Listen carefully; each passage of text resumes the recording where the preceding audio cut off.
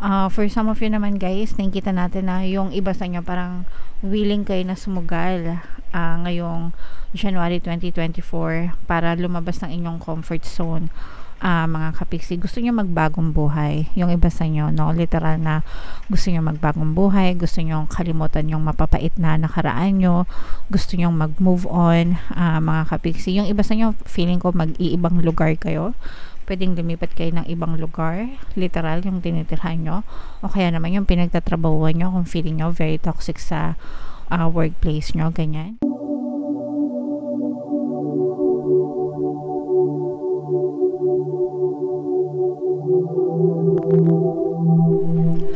Hello guys, hello Virgo, welcome back to Pinay Pixie Tarot. Ang pamagat ng episode natin for tonight is full moon kapalaran para ngayong December to January para sa Virgo, Sun, Moon, Rising, Sign, and Venus. Shuffle ko yung cards guys, hanapin ko yung energy ng moon at saka yung energy ng Virgo.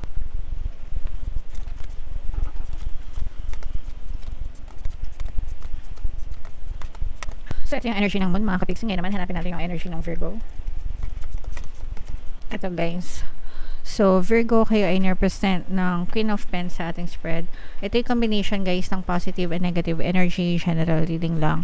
Pwede mag-resonate, pwedeng hindi mga kapiksi. Yung full moon ngayong December ay sa December 26 guys, tapos yung next na full moon naman ay sa January 25. So ang reading na to mga kapiksi is para sa period na yan. And ang pamagat ng ating full moon ngayon ay cold moon mga kapiksi. So napapanahon siya mga kapiksi. So ito guys, combination to ng positive and negative energy. Medyo marami kayong negative energies. Unahin natin yung negative energy mga kapiksi, kasi for some of you may mga emotional pain na pinagdadaanan kayo guys. May nagpapahirap sa inyo, or parang ito'y dahil sa mga itong mga nadadanasan yung paghihirap mga kapiksi is dahil sa mga problema nyo sa buhay. Okay, parang nananockout kayo palagi. Yung iba sa inyo, maaari kayo nakaka-experience ng depression mga kapiksi, no? There's a lot of sadness here. Yung iba sa inyo, feeling nyo nag-iisa kayo. Yung iba sa inyo, meron kayong tendency na mag-overthink mga kapiksi. Pag sinabi yung mag-overthink, palagi nag-iisip, no? And for some of you, feeling ko meron ng abuso sa inyo. Somebody abused you, may nang abuso sa inyo, pwedeng mga pwedeng boss nyo, ganyan, sa trabaho, or pwede rin na kamag-anak nyo, somebody na malapit sa inyo mga kapiksi. Feeling ko may tomb rider sa inyo guys, tapos parang hindi kayo tinantanan nitong person na to hanggang hindi niya nakikita na naghihirap ka, hanggang hindi niya nakikita na nasasaktan ka. For some of you guys, parang feeling ko merong sama ng loob sa'yo to, baka parang gumante, no? Revenge type of sama ng loob itong person na to sa'yo.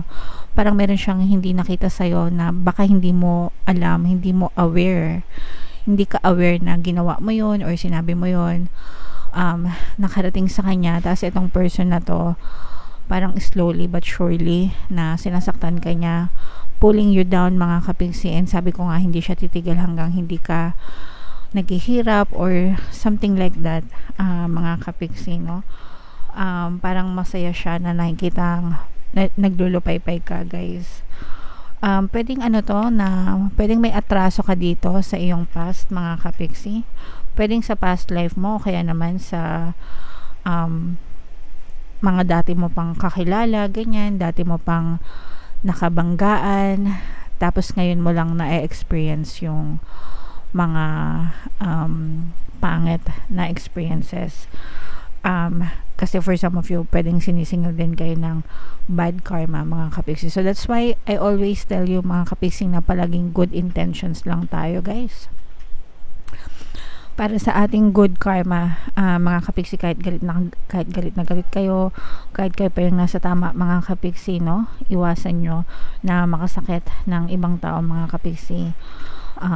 Kasi hindi rin natin kilala yung mga tao sa paligid natin, 'di ba? Malay nyo may mga kakayahan yan, hindi nyo lang alam, 'di ba?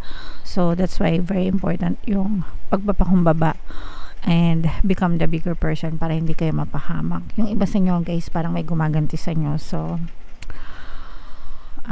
magdasal kayo mga kapiksi, and kung kakilala nyo tong person na to personally, pwede kayo manghingi ng tawad mga kapiksi, kasi pwedeng sinumpa din kayo nitong person na to guys. Alright, for some of you naman guys, nakikita natin na yung iba sa inyo parang willing kayo na sumugal ngayong January 2024 para lumabas ng inyong comfort zone.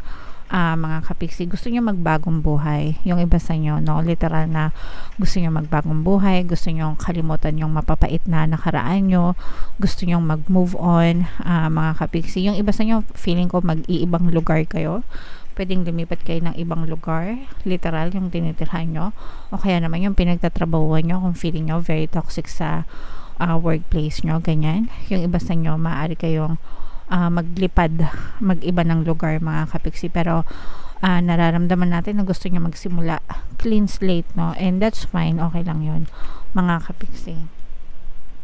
Matuto lang kayong magtiwala sa sarili nyo, maging open-minded mga kapiksi. Kapag open-minded kayo, marami pang magbubukas pa yung mga pintuan ng oportunidad para sa inyo mga kapiksi.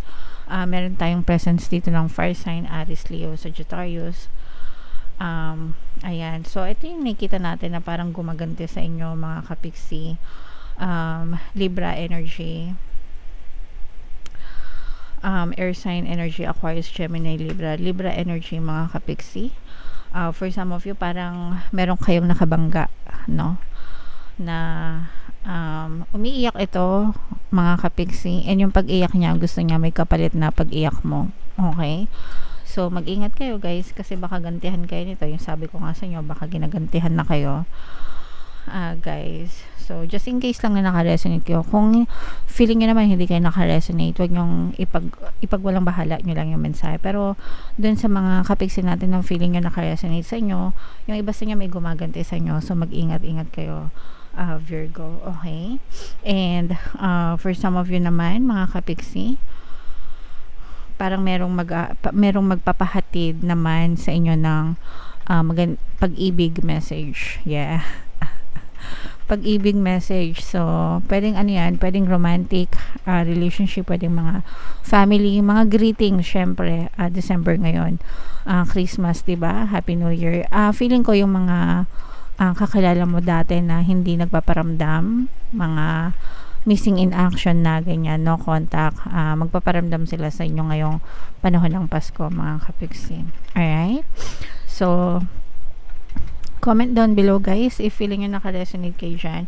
Ang very positive dito sa ating reading mga kapiksi is yung mga paglabas nyo ng comfort zone, no? Yung pagbabagong buhay nyo, so i-mind nyo na yan guys. Mind bagong buhay, mind new opportunities, and then yung contact dun sa mga other person na kakilala nyo. Okay, so tingnan natin, and then yung mga babala guys, no, mag-ingat na lang kayo guys, sabayan nyo ng pagdadasal. So tingnan natin yung additional na mensahe sa inyo guys. Shuffle ko to. Habang sinashuffle ko to, panoorin nyo muna tong video natin regarding sa ating paano mag-manifest ng abundance video course. Kapiksi, sawa ka na ba sa mga struggles at hirap sa buhay mo? Masipag ka ba at masikap sa buhay ngunit hindi ka pa rin umaasenso? Ilang beses ka na bang nag-attempt magnegosyo at mag-invest pero palagi ka pa rin nalulugi? Sa pagkakataon na ito ay maaaring may subconscious beliefs ka na nagiging balakid sa iyong pag-unlad at pagyaman. Introducing, paano mag-manifest ng abundance video course. Dito ay matututunan mong ma-overcome ang mga balakid mo para tuluyan ka ng umunlad, umasenso, sumagana, maging matagumpay, successful at maswerte sa iyong kabuhayan, pera, trabaho, negosyo, salapi at kaperahan ng bonggang-bongga. Dali, mag-send na ng email sa pinoypixietarot@gmail.com at simulan na ang iyong pagyaman ngayon. Alright, so gusto mo bang yumaman kapiksi? Kung gusto mong yumaman, umunlad at umasenso ng bonggang-bongga, mag-avail ka na ng course guys, kasi sobrang ganda talaga niyan. And good news mga kapiksi, no, dahil Christmas season ngayon, meron tayong Christmas sale. Magbibigay tayo ng 10% discount plus 1 free pampaswerte subliminal guys sa lahat na mag-a-avail ng course. Kaya mag-avail na kayo mga kapiksi.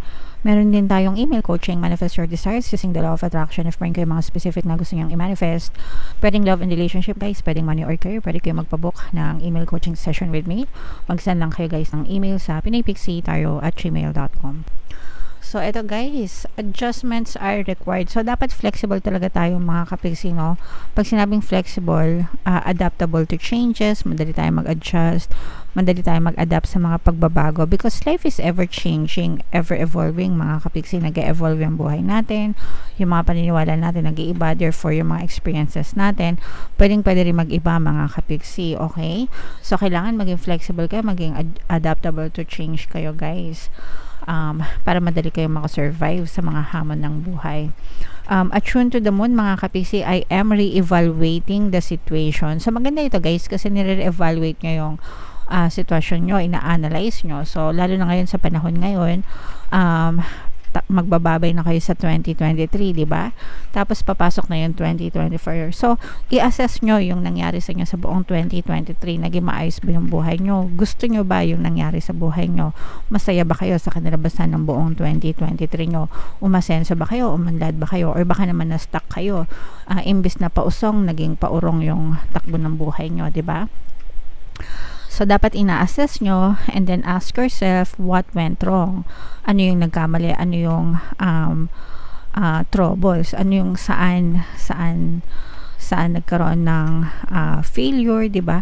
And then, ano naman yung mga best practices? Saan naman kayo nagtagumpay?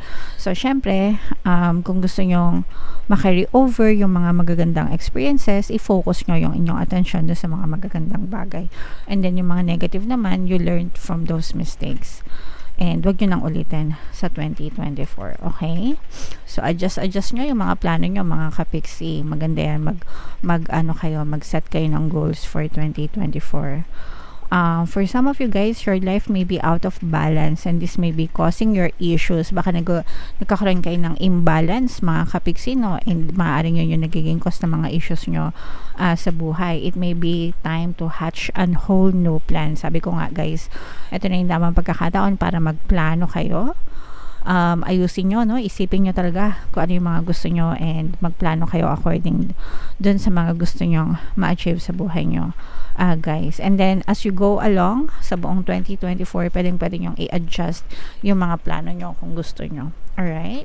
Something new and exciting is around the corner. Ito yung sinasabi ko na for some of you, lalabas talaga ng comfort zone nyo. Iba sa nyo, magbabagong buhay talaga.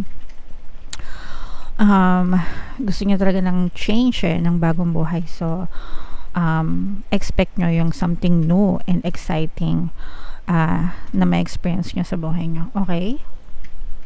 And for some of you, trust may be required to move this situation towards. Kailangan nyong matutong magtiwala sa sarili nyo, mga kapiksi. You have to have confidence in yourself, guys, no? Matuto kayong magtiwala sa sarili nyo kasi kung hindi kayo maniniwala sa sarili nyong kakayahan, sino pa ang maniniwala sa inyo, 'di ba? So, yeah. Alright, so comment down below mga kapiksi Virgo if naka-resonate kayo dyan sa mga messages na yan. Yung mga magagandang energy guys, i-mail nyo na sa comment section. And then yung mga negative naman, magsilbing babala sa inyo guys. Alright? Ito yung ating 2024 kapalaran guys. Kung hindi nyo pa napapanood, panoorin nyo na kasi mag-2024 na. And ito naman yung ating success stories ng paano mag-manifest ng abundance video course. Click here to subscribe guys. Thank you for liking, sharing, and subscribing. And see you again next time. I love you all. Have a nice day. Bye-bye.